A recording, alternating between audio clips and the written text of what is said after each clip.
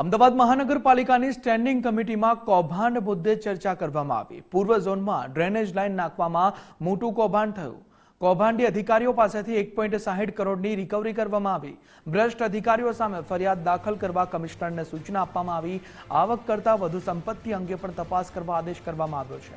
Additional city ઇજનેર રાજેશ રાઠવા સહિત 4 suspend કરવામાં આવ્યા। કામ કર્યા વિના જ કંપનીને લાખો રૂપિયાનું ચૂકવણું। વિજિલન્સ તપાસમાં કામગીરીના મેજરમેન્ટ કોપી પેસ્ટ હોવાનું સામે આવ્યું હતું।